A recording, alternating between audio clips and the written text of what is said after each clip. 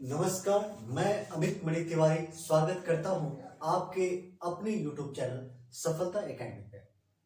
जैसा कि आप लोगों को पता होगा कि उत्तर प्रदेश सरकार ने महिला स्वास्थ्य कर्मी के लिए वैकेंसी निकाली हुई है और उसी वैकेंसी को देखते हुए हमारी टीम सफलता एकेडमी ऐप पे आप बहनों के लिए कोर्स लॉन्च कर रही है।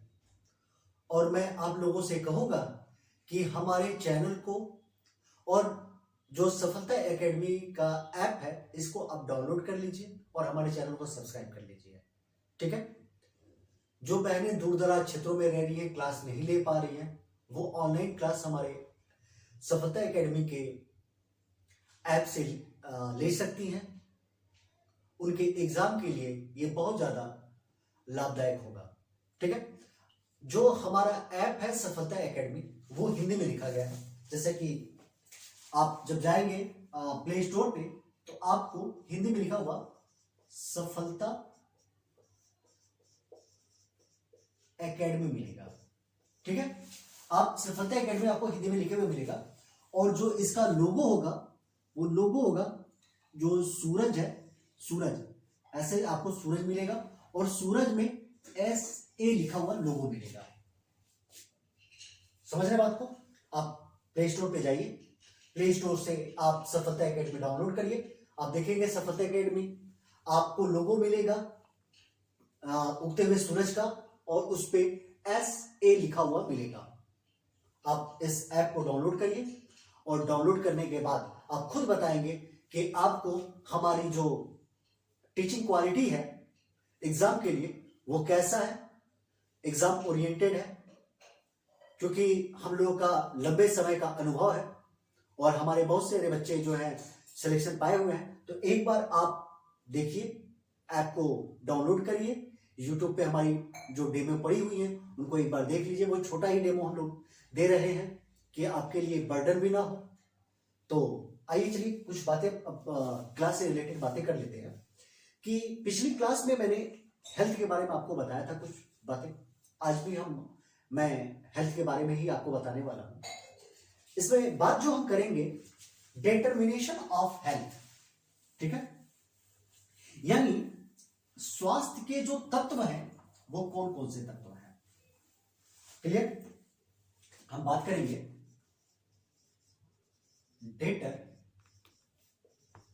डिटर्मिनेशन ऑफ हेल्थ, स्वास्थ्य के तत्व, स्वास्थ्य के तत्व। यहां पर अगर हम स्वास्थ्य के तत्व के बारे में बात करें तो स्वास्थ्य के 3 तत्व होते हैं। तत्व तो कई मिलेंगे आपको, ठीक है, जिसमें हमें मुख्यतः 3 तत्वों के बारे में बात करना है। ये जो 3 तत्व होते हैं, इन तत्वों में एक तत्व होता है आत्मा। आत्मा। जो दूसरा तत्व होता है वो होता है मन, और जिसे हम संस्कृत में सत्व कहते हैं। और तीसरा तत्व होता है हमारा शरीर। ठीक है। 3 तत्व मिलेंगे आपको, आत्मा, मन और शरीर। मन को सत्व कहा जाता है। जो आत्मा है, आप जानते हैं कि आत्मा निर्विकार है, इस पर किसी भी प्रकार का कोई प्रभाव नहीं पड़ता है। आत्मा अजर है, अमर है, नश्वर है। क्लियर? लेकिन जो मन है और शरीर है ये स्थिर रहने वाली चीज नहीं है। मन भी हमारा स्थिर नहीं रहता है, शरीर भी आज है कल पता चलेगी शरीर में कुछ और व्याधियां हो जाए, शरीर में कुछ अन्य परिवर्तन हो जाए। ठीक है। तो अगर हमारे शरीर जो तत्व है, इन 3 तत्वों में जो रोग है, स्वास्थ्य है, वो हमारे मन और शरीर को ही प्रभावित करता है। बात समझ रहे होंगे कि जो स्वास्थ्य है किसको प्रभावित करेगा? तो स्वास्थ्य मन और शरीर को। आप शारीरिक रूप से क्या हो जाएंगे? कमजोर हो जाते हैं, या शारीरिक रूप से आप क्या हो जाते हैं? बलिष्ठ हो जाते हैं, स्ट्रांग हो जाते हैं। आप मानसिक रूप से क्या होते हैं? वीक होते हैं। मानसिक रूप से आप क्या होते हैं? स्ट्रांग होते हैं। कभी आपने पढ़ा है कि आत्मा रूप से, सोल रूप से हम क्या है? वीक है, सोल रूप से स्ट्रांग है। यानी अगर हम बात करें कि हमारे जो स्वास्थ्य के जो तत्व हैं, उन तत्वों पर जो भी प्रभाव पड़ता है, रोग भी जो प्रभाव डालता है वो किस पर डालता है, तो मन पर डालता है और शरीर पर डालता है। इन्हीं तीन तत्वों से मानव शरीर मिलकर बना है। मानव शरीर आत्मा, मन और शरीर से मिलकर क्या बना है, मानव शरीर बना है। क्लियर? मानव शरीर किससे बना है? यानी अगर हम बात करें मानव शरीर, यानी हम पुरुष की उत्पत्ति की बात करें, ठीक है, पुरुष की उत्पत्ति की, तो पुरुष की उत्पत्ति इन्हीं तीन तत्वों से हुई है। किससे? आत्मा, मन और शरीर। समझ रहे हैं बात? अगर रोग भी होगा, कोई रोग भी होगा, तो रोग किनको प्रभावित करेगा? तो रोग मन को प्रभावित करता है, जिसे हम सत्व कहते हैं। क्या कहते हैं? सत्व। और रोग क्या किसको प्रभावित करेगा? शरीर को प्रभावित करेगा। किसको प्रभावित करेगा? शरीर को प्रभावित करेगा। ठीक है? रोग होता क्या है? अगर हम बात करें रोग की, इसे कहते हैं डिसीज। ठीक है? डिसीज बोलते हैं। किसी कार्य को करने में कोई व्यक्ति असक्षम है, वह व्यक्ति रोगी कहलाता है। कोई भी व्यक्ति है, वो मानसिक रूप से या शारीरिक रूप से किसी कार्य को करने में अगर असक्षम है, वही व्यक्ति क्या कहलाता है? रोगी कहलाता है। चलिए हम थोड़ा सा बात कर लेते हैं, एक दो क्वेश्चन भी देख लिया जाए। तो जब हम देखते हैं,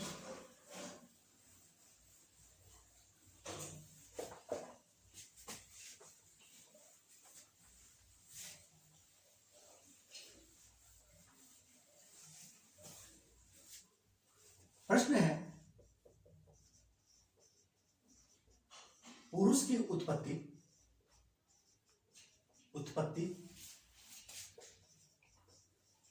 किन तत्वों से होती है? किन तत्वों से होती है? हमारा आंसर ऑप्शन ए है, मन यानी सत्व से, बी आत्मा से, सी शरीर से, और डी इन सभी से। किसे? इन सभी से। पुरुष की उत्पत्ति किन तत्वों से होती है? मन, आत्मा, शरीर और ये सभी तत्व, यानी इन सभी तत्वों से। तो हमारा आंसर जो हो जाएगा, ये सारे तत्व क्या करते हैं? मानव शरीर का निर्माण करते हैं। ठीक है? अब बात करें कि निम्नलिखित में से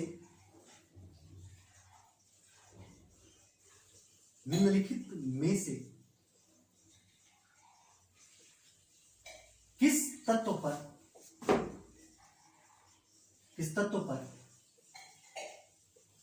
रोग का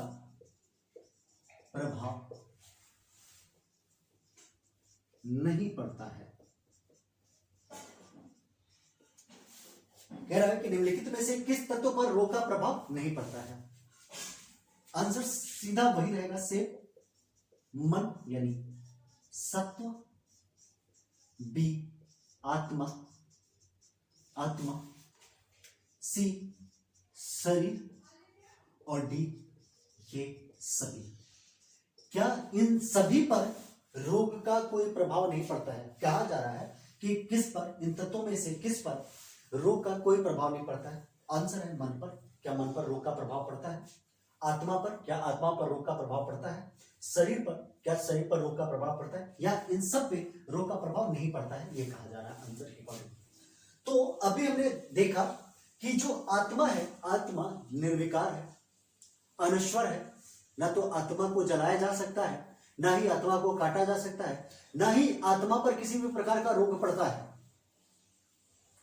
समझ रहे हैं? यानी पुरुष का जिससे निर्माण हुआ है वो तीन तत्व हैं। ये तत्व है मन, आत्मा और शरीर। लेकिन अगर आत्मा की बात करें, इस आत्मा पर क्या होता है? रोग का कोई प्रभाव नहीं पड़ता है। बात समझ रहे होंगे? आइए आपके एग्जाम में इसी प्रकार के प्रश्न मिलेंगे। क्लियर? अब हम कुछ शब्द होते हैं जो आपसे पूछ लिए जाते हैं, इसको मैं हटा रहा हूं, एक मिनट के लिए आप नोट डाउन कर लीजिए।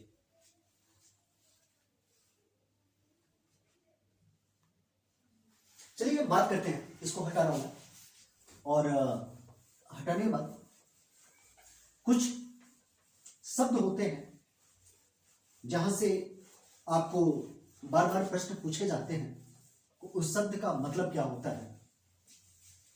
जैसे एक शब्द है जिसका जो कहते हैं दोष, दोष किसे कहते हैं, यानी इसका मतलब हो गया जो शरीर को दूषित करे उसे क्या कहते हैं, उसे दोष कहते हैं, दोष कहते हैं। यानी शरीर को दूषित करने वाले जो भी तत्व होते हैं उन्हीं तत्वों को हम क्या कहेंगे, दोष कहेंगे। जैसे मल हो गया, ठीक है, बीमारी हो गई, ये सारी चीजें क्या है, शरीर को दूषित करने वाली चीजें हैं, इन्हें हम क्या कहेंगे, इन्हें हम दोष कहेंगे। बाकी क्लियर हो रही होंगी। एक शब्द आता है धातु, धातु, धातु क्या होता है, इसको कहते हैं शरीर को धारण करने वाला, जैसे कि अभी मैंने बताया था कि जो पुरुष शरीर है या पुरुष का निर्माण जिससे हुआ है, मन, आत्मा और शरीर से, तो हमारा जो शरीर है मन को भी धारण किया है, आत्मा को भी धारण किया, शरीर भी धारण किया, ये क्या है, धातु है। मन को भी धारण किया है, रोग को भी धारण कर लेता है, स्वास्थ्य को भी धारण कर लेता है। शरीर जिस चीज को धारण करती है उसे ही धातु कहते हैं। मल, मल किसे कहते हैं, जो तत्व शरीर को मलिन करे, यानी जो तत्व शरीर को गंदा करता है उसे ही क्या कहते हैं, उसे ही मल कहते हैं। यानी शरीर को मलिन करने वाले तत्व क्या कहलाते हैं, मल कहलाते हैं। शरीर को धारण करने वाले तत्व क्या कहलाते हैं, धातु कहलाते हैं। और शरीर को दूषित करने वाले तत्व क्या कहलाते हैं, दोष कहलाते हैं। कुछ आपके शब्द भी एग्जाम में पूछे जाते हैं जिसके मतलब पूछे जाते हैं कि निम्नलिखित में से दोष का क्या मतलब होता है, ठीक है, ये आपके एग्जाम में पूछे जाते हैं। अब हम बात करते हैं कि ये कुछ दोष हो गए, जैसे हमारे शरीर में अग्नियां भी पाई जाती हैं। जैसे हम खाना खाते हैं तो खाना का पाचन होता है, ठीक है, तो वो जो पाचन होता है हमारे पेट में, एक शब्द प्रयोग करते हैं हम लोग, जठराग्नि, ठीक है। तो पूछा जाता है, आपके एग्जाम में प्रश्न कई बार पूछा जाता है कि ये मानव शरीर में कितने प्रकार की अग्नियां पाई जाती हैं, तो मानव शरीर में 13 प्रकार की अग्नियां पाई जाती हैं। चलिए आगे बात कर लेते हैं। मानव शरीर में 13 प्रकार की अग्नियां पाई जाती हैं। कितने प्रकार की अग्नियां पाई जाती हैं, 13 प्रकार की अग्नियां पाई जाती हैं, ठीक है। इस पॉइंट को आप नोट डाउन जरूर कर लीजिएगा। बात के लिए ये हो गया, क्या बोलते हैं, कुछ शब्द हैं जिससे बार बार प्रश्न पूछे जाते हैं। पूछे जाएंगे कि मानव शरीर में कितने प्रकार की अग्नियां पाई जाएंगी, 13 प्रकार की। और इस अग्नि में सबसे महत्वपूर्ण अग्नि है जठराग्नि, जठराग्नि, ठीक है। जठराग्नि कहां पाया जाता है, मानव शरीर में पाया जाता है। 13 अग्नियों में महत्वपूर्ण अग्नि कौन से हो गए, जठराग्नि हो गए। चलिए इसको आप एक बार स्क्रीनशॉट ले लीजिए या इसको क्या करिए, आप नोट डाउन कर लीजिए। मैं थोड़ा सा साइड हो जाता हूं आप लोग के लिए।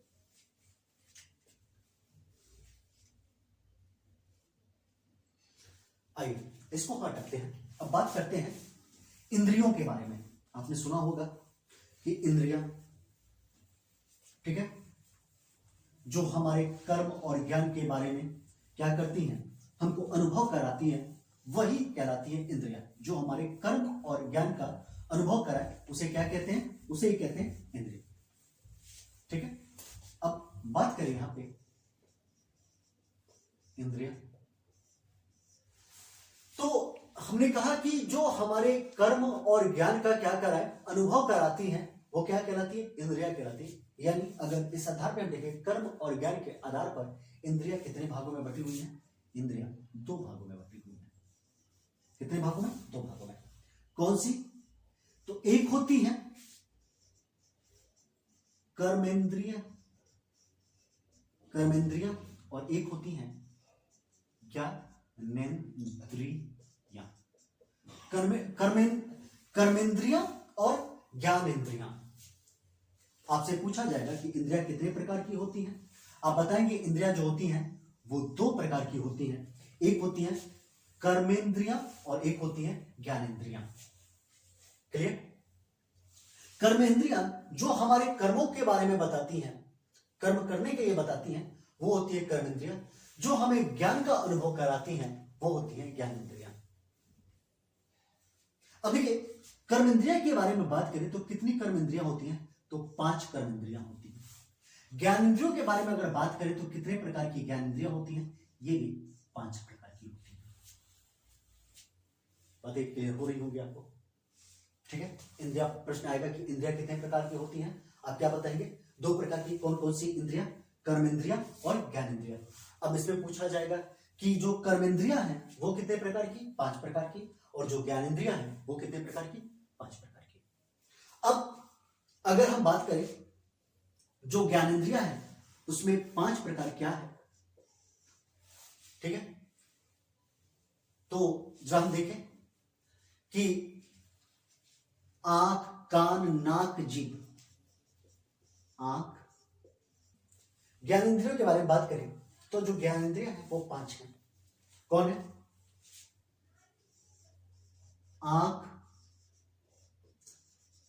कान, नाक, जीभ व त्वचा। ये 5 प्रकार की ज्ञानेंद्रियां हमारे शरीर में पाई जाती है। आंख, कान, नाक, जीभ व त्वचा। ये हमें क्या अनुभव कराती है? ज्ञान का अनुभव कराती है। हमारे कर्म का जो अनुभव कराती है ये कौन है? 5 है ये भी। हाथ, दूसरा पैर, हाथ पैर, मुख, हाथ पैर मुख, गुदा, मलद्वार जिसे कहते हैं, गुदा, ठीक है, और लिंग। ये हमें क्या करती है? कर्म का अनुभव कराती है। ठीक है, एक जरा प्रश्न कर ले आपसे, जरा इसको देखिए ज्ञानेंद्रिय के बारे में।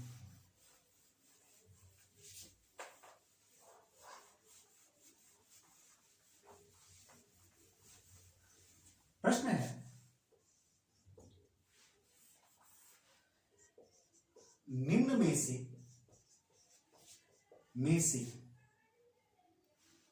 निम्न में से कौन सी ज्ञानेंद्रियां कर्म ज्ञानेंद्रियां हैं? ठीक है, ए त्वचा, त्वचा, बी मुख, सी नाक और डी कान। ठीक है, निम्न में से कौन सी ज्ञानेंद्रियां जो है ज्ञानेंद्रिया कर्म ज्ञानेंद्रियां हैं? तो इसमें से त्वचा, मुख, नाक और कान, इनमें से कौन सी जो है कर्म ज्ञानेंद्रियों में आती है? ये प्रश्न है। तो कर्म का मतलब जो कर्म कर रहा है उसे क्या कहेंगे? कर्म ज्ञानेंद्रिय। और हमारा मुख क्या है? कर्म ज्ञानेंद्रिय है। क्लियर? तो इस प्रकार आपको क्या होगा? प्रश्न मिलेगा।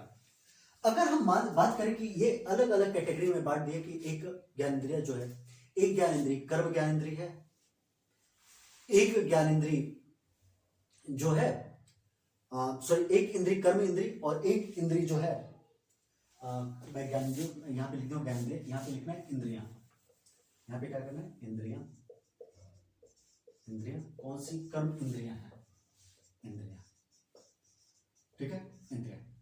तो अब प्रश्न आता है कि निम्नलिखित में से कौन ऐसी इंद्रिय है जो कर्म इंद्रिय और ज्ञान इंद्रिय दोनों में आती है, यानी जिसे हम उभय इंद्रिय कहते हैं। तो जो मन है, मन कर्म और ज्ञान दोनों इंद्रियों के अंतर्गत आती है, तो मन को उभय इंद्रिय के अंतर्गत रखा जाता है, ठीक है। मन को किसके अंतर्गत रखा जाएगा, तो मन जो है आपका, मन है उभय इंद्रिय, ठीक है। मन क्या है, उभय इंद्रिय। तो ये रहा मन के बारे में, ठीक है। तो आज की क्लास को हम यहीं पे वाइंड अप करते हैं, और मैं उम्मीद कर रहा हूँ कि आपको ये क्लास अच्छी लगी होगी। तो आप इस क्लास को लाइक, शेयर और सब्सक्राइब भी करें, जिससे मेरा मनोबल क्या होगा, बढ़ेगा, ठीक है। और इसे अब जो हमारा अभी मैंने बताया था कि सफलता एकेडमी का ऐप बन चुका है, तो आप उसे प्ले स्टोर से डाउनलोड कर लीजिए। और मैंने बताया कि सफलता एकेडमी आपको जो है हिंदी में लिखना, वो लिखा मिलेगा सफलता एकेडमी, क्लियर। इस सफलता एकेडमी का जो लोगो मिलेगा आपको, उगता हुआ सूरज आपको मिलेगा, उस सूरज में SA लिखा हुआ मिलेगा। तो आप प्ले स्टोर पे जाएं और सफलता एकेडमी के एप्लीकेशन को क्या करें, डाउनलोड करें, ठीक है। तो आज की क्लास को यहीं पे मैं वाइंड अप करता हूं। धन्यवाद, पुनः आपसे मुलाकात होती है।